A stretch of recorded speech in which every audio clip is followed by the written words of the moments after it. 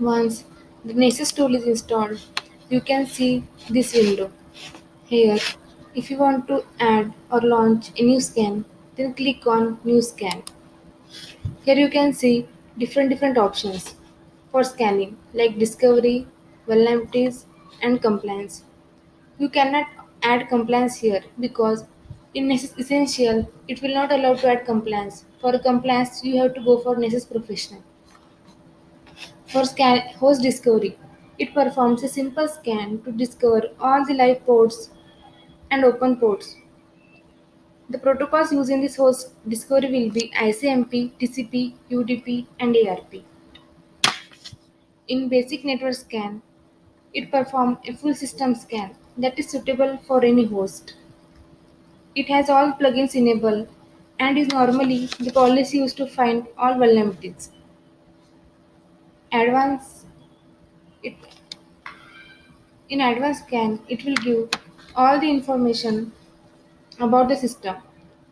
Our advanced scan policy is the same as basic network scan with the addition of allowing you to select the various other modules individually like web application scanning, brute force password guessing or malware scanning. Malware scan, it will scan for the malware. You will get the different options in vulnerabilities. If you want to launch a scan, then click on my scan. Here click on new scan. From these options you can select any options which you want to perform. Here I want to perform an advanced scan, so click on it. Here, for advanced scan, here you will see like setting, credentials and plugins. In setting tab, select give a name for that scan. You can give any name or anything. Here I am giving the IP address. You can give name or anything. In description, write the description about that scan. I am performing advanced scan, so I will write advanced scan.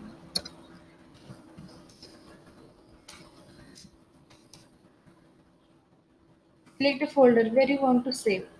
And here in targets, you have to write the targeted IP address. If you want to target router, switch, firewall, or any other asset, then write the targeted IP address.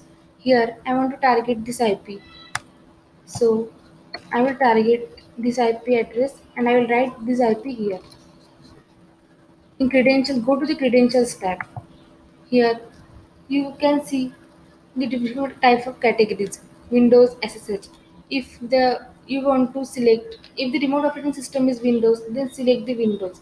If the remote operating system is Linux based, then select the SSH. Here the remote operating system is Windows, so I am selecting Windows. Select the authentication method from here, like password, LMHAS, anything. Here I am selecting password. Give the username and password for the remote system. Here I am giving.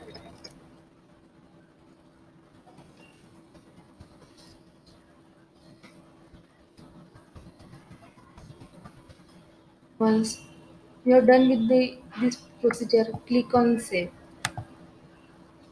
Once you have scanned the scan, then you can see like this. And here you will see the launch button. Click on launch. It will take 5 to 10 minutes to scan the host. Here you can see it's scanning. Once the scanning is done, you can see the vulnerabilities present in the remote host.